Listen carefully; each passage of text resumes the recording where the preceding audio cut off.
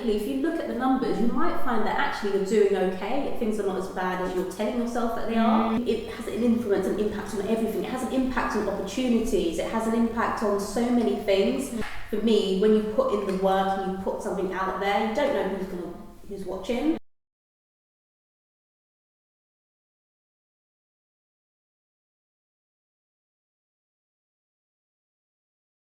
Hi guys, welcome to Black Girls Brunch YouTube channel. Thank you so much for joining us. Before we start, please don't forget to subscribe and like this video. Okay, I'm really excited because today I'm joined by the wonderful Selina Flavius. Now, Selina is a senior account executive. She is the author of Black Girl Finance and she's the creator of Black Girl Finance Festival. Yes. It's a lot. It's a lot. So we're very lucky. And thank you so much for joining us. Thank you for having me. It's a pleasure. It's a pleasure to be here. I know, I'm excited. Yeah, I'm excited as well. Obviously, I mentioned in your bio that you're a senior account executive. Well, you were a senior Yes, I was going to say yeah, I was. Yeah. What does that mean? Like, what is that? Yeah, so at the time when I got the Black Girl Finance book deal, I was still working. So I was working for a software company as a senior sales executive, which is a fancy way of saying I was part of their kind of sales team. So senior in that, I'd been there for a while and was helping manage the team. Working in tech, working in sales, speaking to customers, making sure they're fine and so on and so forth. So yeah, I did that for quite some time and now moved into the finance space. Oh, that's so cool. Yeah. Thank you so much for explaining that to me because I had no idea. When I saw it in your bio, I was like, what does that mean? Yeah. So obviously you left that job and then you started Black Girl Finance. But I think before we even delve into that's a massive topic. Why finance? Like, what was your calling to finance? Yeah, so it's always been an interest of mine. So it's probably the first kind of career I thought about doing, and I talk about it in the book that when I finished my GCSEs, I toyed with the idea of doing a economics A-level, but didn't. Ended up going down the science route, ended up going into this first career in kind of sales and marketing and doing that for a long time. But that kind of interest in finance was always there, that interest in wanting to help women when it came to their money was always there, it just never left. And creating Black Girl Finance was just my way of, I guess, getting into the industry and just creating and going for what I always thought I wanted to create, if that makes sense. That's a big step though, there's so many people who want to do something and then they don't, but you actually said, okay, I'm going to do this. That's a big thing to do. Yeah, but it took a while though. So I like I said, wanting to do a A-level when I was like 18 is a long time before I actually launched Black Girl Finance in my kind of 30s. So yeah. But also there's a time for everything. This is like the time. Look how not popular, but look how successful it's been. So the fact that you started it now and like it's popping up, it's kind of, this is the right time. Yeah. For me, but yeah. No, you're right. It's true. It is the time, and it's the time where it's been most successful. I don't know if it would have been as successful if I'd launched it maybe 5 years ago. Right. Who knows? Who knows, guys? So finance, obviously, you already know. You mentioned it in your book. I think you even mentioned it in the book. Like literally, the first thing you say is, we know it's a very male-dominated industry. Yeah. How do you navigate that, I guess, as a woman and as a Black woman? Yeah, so just to say, going back to my first career in kind of sales and marketing, I'd often been the only woman in the room, often the only Black woman in the room as well in the team. So I've had experience of navigating those spaces, kind of, I guess, some of the challenges and so on and so forth. So for me, creating Black Girl Finance was, and I do say it in the book again, it was for me trying to elevate the Black female voices within the space.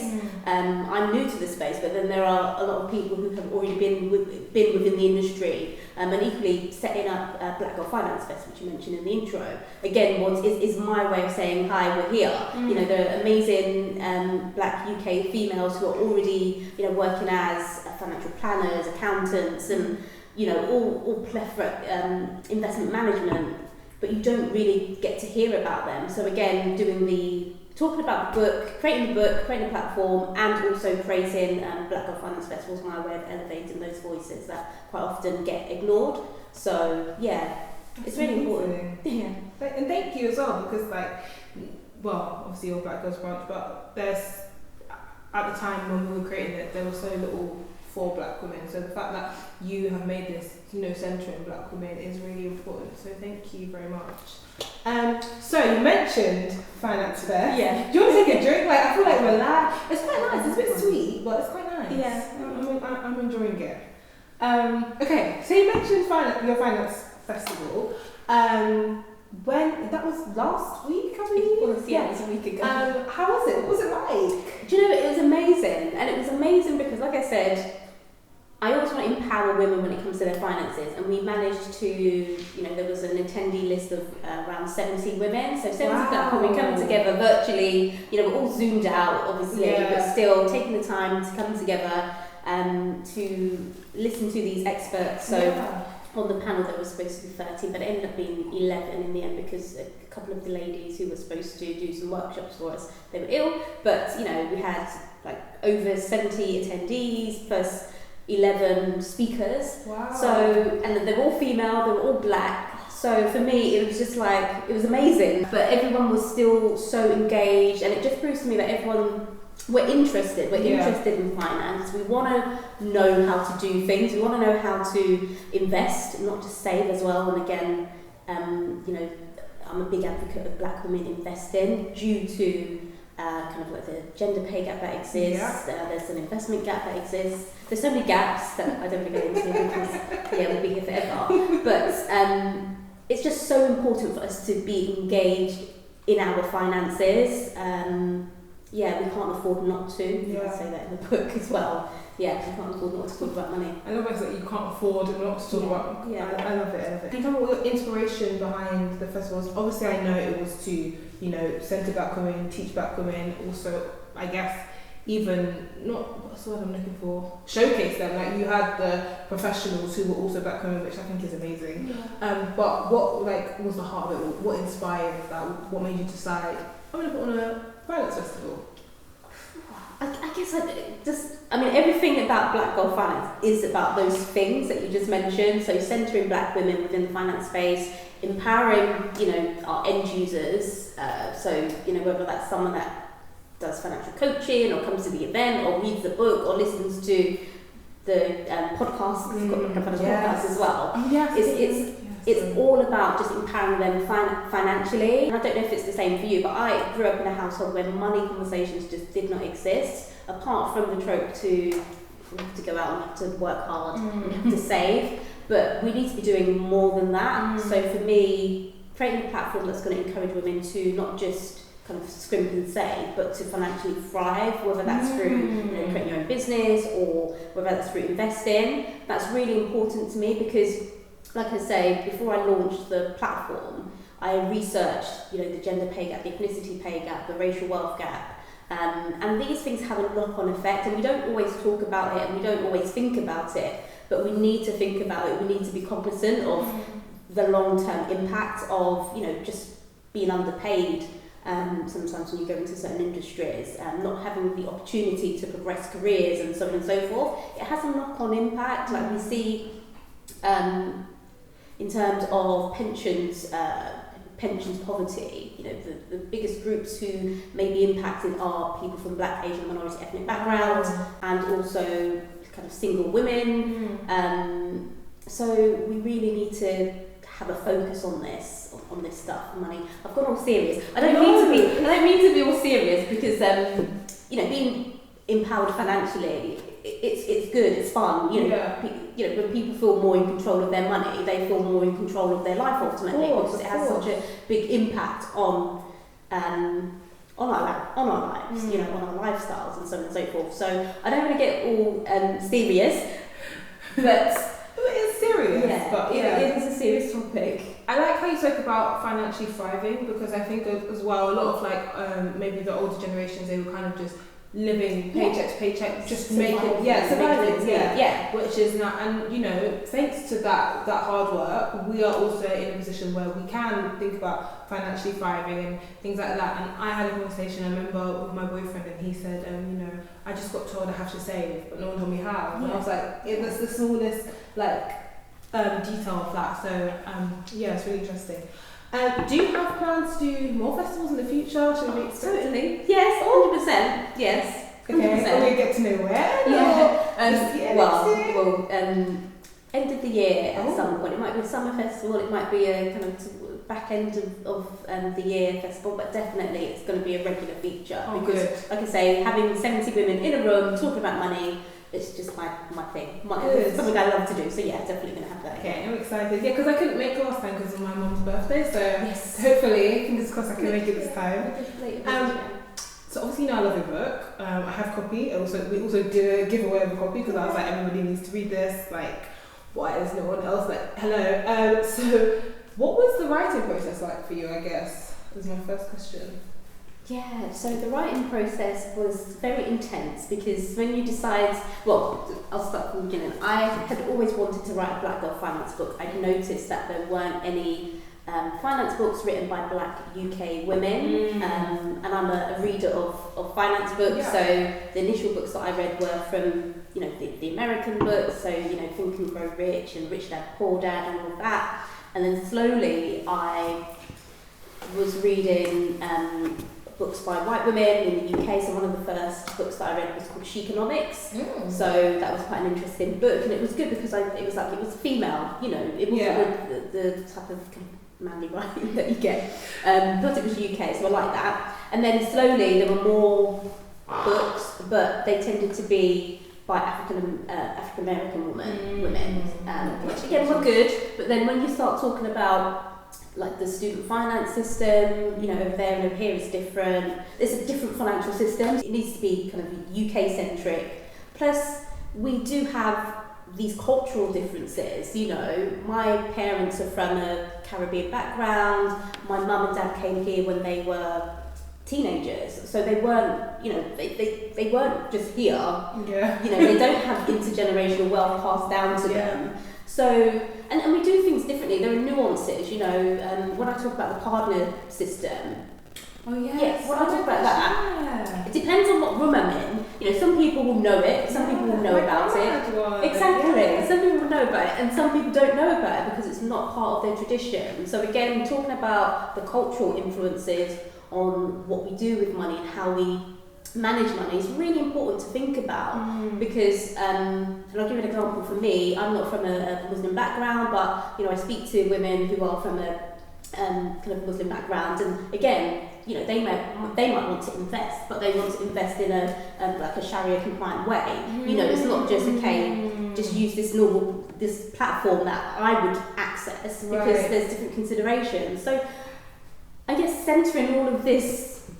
The nuances and the differences is important for me. It's important for, you know, do people feel safe to deal with their finances in a way that's culturally kind of appropriate for them, and equally for, I guess, those organisations that are, you know, creating all of these platforms and apps that we use to manage our money, that they are inclusive in that way as well. And I think that's like a privilege. Like, you don't realise it comes from a place of privilege. Is that I wouldn't, obviously I think about it in terms of my own cultural nuance and my own cultural like reading, but you wouldn't even think about like how other cultures.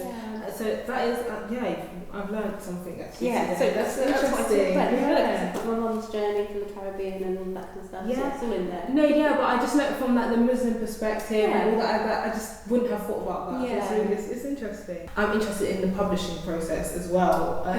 For people, you know, to inspire people. If anyone else is thinking about publishing a book, what was the process like for you? The process for me was that, like I said, I always wanted to create a Black Girl finance book because I noticed there was a gap, and I was determined to write it. So the first thing I did was, I've never written a book before. Oh wow! Really? No, first time before. So the first thing I did was kind of break it down into different chapters, and if I don't know anything, I will research. So I thought, okay, you know, it's a big task to sit down and just write a whole book. But if you break it down into chapters, it's easier. And then I thought, okay, well, let me create an ebook. So I didn't know how to create an ebook. I didn't know, so I did a bit of a course, £9 course, told me how to do it, how to create it, and so on and so forth. So I did that, and then I put it out there. So I put it out on the website. Wow. And the reason why I got the book deal was because my an editor for the publishing company, had downloaded that ebook and was like, oh, would you like to write a book? And I was like, yeah, I would. So for a split second I thought, okay, should I say yes to this? Should I say no? Who is she? Yeah. Who is the company? Because I've never been in publishing before. Yeah. So I really went behind the ears, didn't know anything. But then I thought, she's offering me something that I'd had on my list of things that I want to do. Because I've written down, I've got a notepad when I started Black Girl Finance, Black Girl Finance podcast, Black Girl Finance book, Black Girl Finance this, Black Girl Finance that, and it was on my list. So I guess for me, when you put in the work and you put something out there, you don't know who's watching. And it was seen by an editor for the publicist, and then so I suggested made it happen basically. But it was quite a daunting process, because again, when you are agreeing things with people and you're not within the industry, again, it's important to get that help and support. So accessing help and support, like there's an organisation called the Society of Authors. So I kind of use them and went back and forth with them. They review contracts. And they review contracts as well. Great. So tip anybody, they review contracts. So back and forth using them. Just do what you can, where you are right now. So there is some help out there. And I like how you spoke about you wrote it down, but then because everyone's like, oh, like I'm manifesting this, I'm writing this down. It's like, okay, but are you doing the work? So you wrote it down, but then you put in the hard work. I would have. I feel like it would have either been me on my Amazon page, self-publishing, or it would have been. What was this? Yeah, Which is great. Looking at the book from this angle, I just noticed it's an abacus. Yes, it's an abacus. I literally, I followed you for how long? I know your logo, and I've just that is so cool. Yeah, I feel so smart. Yeah, it's designed to be about money. So Going back a little bit from when you started Black Girl Finance, just in general, you left your job. I guess my first question was, what was it like leaving job security? I'm assuming it was job security. So what was that like for you? So I was doing both. So for probably the first year of Black Girl Finance, I was doing both. Oh, that's good. But immediately when I started doing Black Girl Finance, there were opportunities. So immediately, I was asked to do speaking gigs, and unfortunately last year with what happened with George Floyd, that did increase. So then I went from trying to keep the two worlds completely separate, not telling any of my work colleagues about what I was doing, and also being for a long time the only black female within my team. Trying to explain to them, okay, I've set up this business called Black Girl Finance. I felt like, oh my gosh, are they going to understand? Are they going to think I'm racist? You just have all of these thoughts going through your mind. So you're like, okay, so it was very, very separate to begin with. And then I think someone reached out to me from Sky News and was like, okay, we want to have you on. So then I was like, okay, I need to tell my boss that this is what's happening. It didn't happen. That interview with Sky News didn't even happen. But still, it was kind of like that time where it's like, okay, I can't really keep this completely separate. So I told them that had happened, and then the book deal came about. So then it was like, okay, guys, I need to. I've got this book deal, and they were so supportive. Bless them. I've been quite fortunate that the people that I have worked with were really, really supportive, and they were talking about allowing me to have flexibility to write. Wow, lovely. Very, very lucky, very, very fortunate to have those kinds of individuals in the workspace. But for me, I guess it was just figuring out how to juggle the two, figuring out, okay, what do I want long term? Do I still want to be doing what I'm doing, or do I, can I use this opportunity to move into the area that I'm actually interested in and have been interested in for some time? So I guess for me, it was just deciding that, okay, no, this is going to be the area of focus, which was Black Girl Finance, and kind of studying towards a finance, qualification instead. Okay, So that's the journey that I'm on now. If I go back a bit, I wouldn't have been on this journey if I hadn't have taken care of my finances. I'll just say that. Like I said earlier, you know, money it has an influence and impact on everything. It has an impact on opportunities. It has an impact on so many things. So I want people to. I'm not saying just care about it and just pursue it and the pursuit, you know, and ignore everything else. I'm not talking about it in that respect. I'm talking about it in a way that will give you the opportunity. If I hadn't have started to, you know, save up money and put money aside rather than living paycheck to paycheck, I would not have had I wouldn't have been able to afford to do the things that I've done to create Black Girl Finance, i.e. just really simple things like, you know, paying for a course so I could create a website. Yes. I'm not saying you need to do a course to create a website, you don't, but for me that was a really important thing for me to understand before I felt really confident enough to create the website and start, you know, offering services. So there's that, and even taking the time out right now to write the book, when I was writing the book, and you know, having that financial buffer, so I'm not worried about the finances as I'm transitioning career as well. That's equally as important. So just to say, being able to stack some money allows me to just have that opportunity. And yeah, there are people stuck in their 9 to 5s and they want to get off the hamster wheel, but they can't because they're not managing their money in a way that allows them to do that. Right. Yeah. What should they start with? Like, you know? It's a good question, and I think you should start with just being really open and honest with yourself. So just look at your numbers. We spend a lot of time avoiding the numbers because it makes us feel some sort of way, you know, and we might feel like we're not managing money in the best possible way. And equally, if you look at the numbers, you might find that actually you're doing okay. Things are not as bad as you're telling yourself that they are. So there's a benefit of looking at the numbers and just being real with yourself. And equally, if you look at the numbers and you find out that you're struggling, it's your opportunity to go and get help. It's your opportunity to speak to someone like me, to speak to Citizens Advice, to speak to Step Change. Yeah, but it's your opportunity to say, okay, this is, you know, I'm struggling here. Let me go and do something about it. You know, doing something about it is better than just spending the next, I guess, 5-10 years feeling unfulfilled and just avoiding looking at your finances, basically. So I definitely encourage you to just get real, get honest, and with the book as well, there's areas where you can note down your current situation. In 6 months' time, look back and see how far you've come. You know, once you've put everything into work, because you know, for me, finances is a journey. It's a personal finance journey that we all go on. And the reason why I say it's a journey is because sometimes we have to unlearn those bad habits that perhaps we've got from our parents' generation, or friends that we're following. We need to work on those habits. And for me, it's just like any other personal development habit, you know. But it has it has a huge impact. Yeah, and it shows as well how much can change in a short time, like 6 months.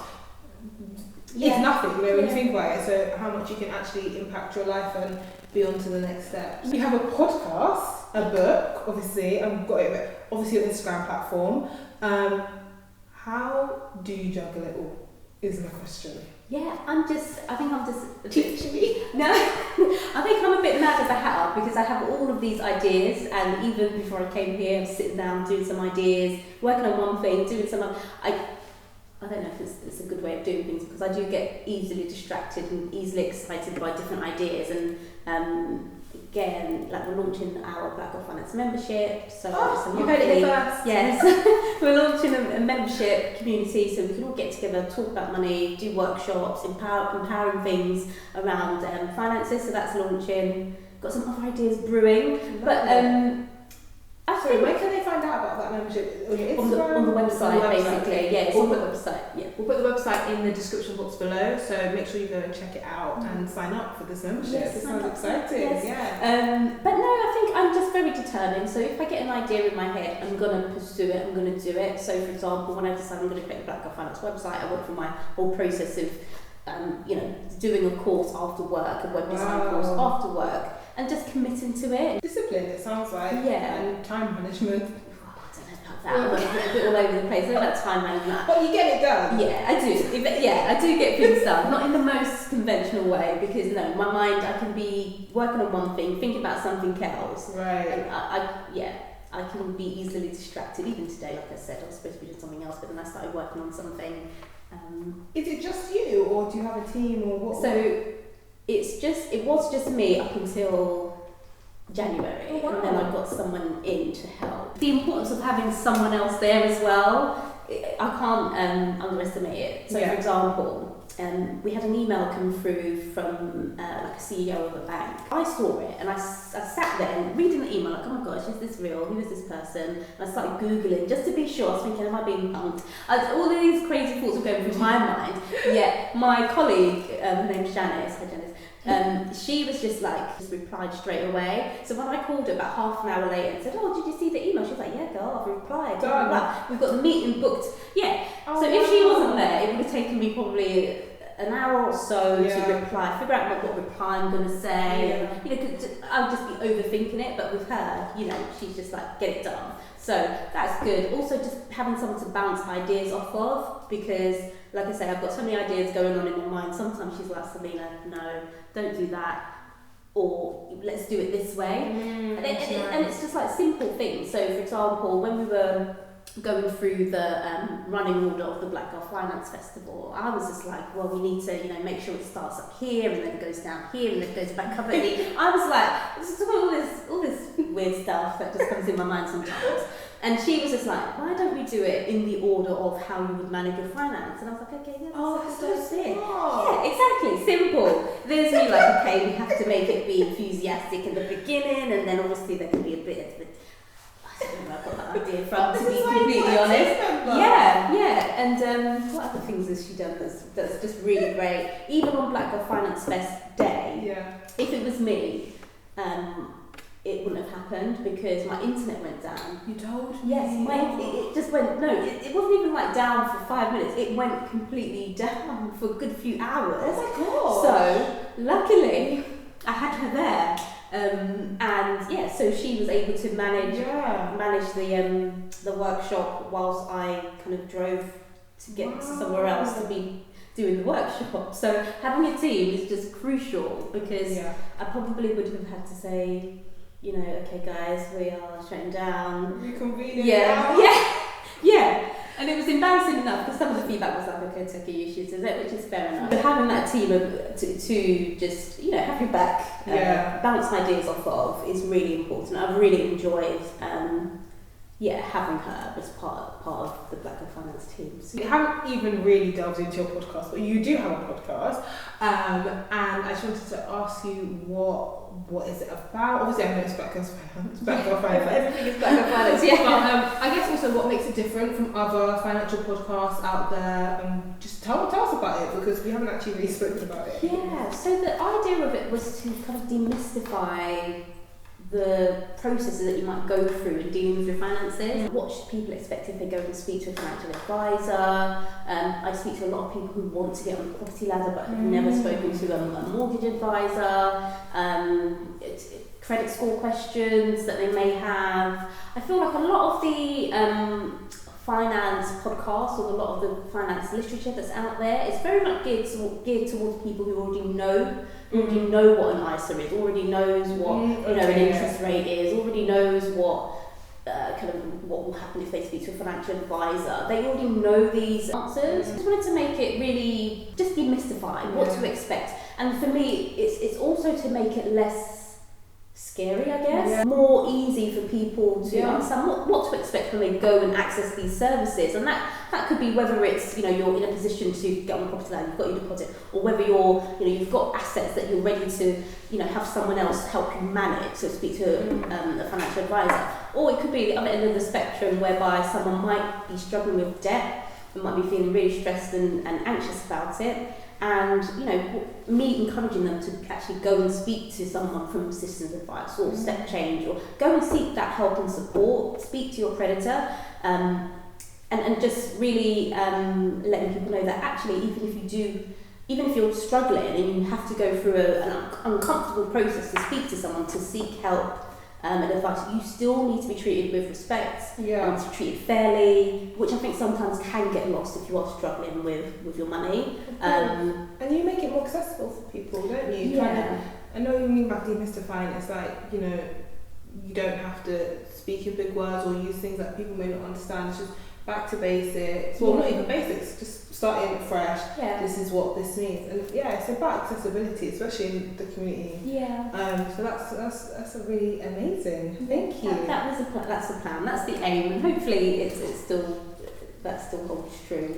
We're in season 2 now, so oh wow, yeah, trying to find those interesting topics. Yeah, and the podcast link will be in the description box below. Yeah. So definitely go and check that out as well, guys. I need to keep remembering to say that. So what's next? Like, what is this? Obviously, we know finance festivals are happening, but what else can we look forward to from you? Yeah, so we've got the membership. Yes. I've got a whole 3-year plan, which wow. I've kind of mapped out with somebody. So, yeah. And again, for me, it's just all about centering black women who may be working in the finance space or who want to access the finance space or financial services. I think it's really important not to be, for these women not to be forgotten about. So there's the membership that's launched. I actually spoke about it on Instagram just yesterday, so people sending questions about it, and then just some other things along the way. There's huge plans. I really want to tackle like the ethnicity pay gap, the gender pay gap. I really want to provide practical tools and resources so that people can overcome these challenges. So that's what I'm about. So anything that I create will be with that in mind, basically. No, I love that. Thank you for putting it on, honestly, because it was something that we felt was needed. So the fact that you actually took the initiative and done it, I really appreciate it, and I think it was really needed. We're about to ask Selina some quick fire questions. If you're interested in her answers, please go to the link below and check out our Patreon. Thank you guys so much for watching this interview with Selina. All of her information will be in the description box below, so please go and check it out. Also, don't forget to subscribe to our channel and like this video. Selina, thank you so much for coming. Thank you for having me.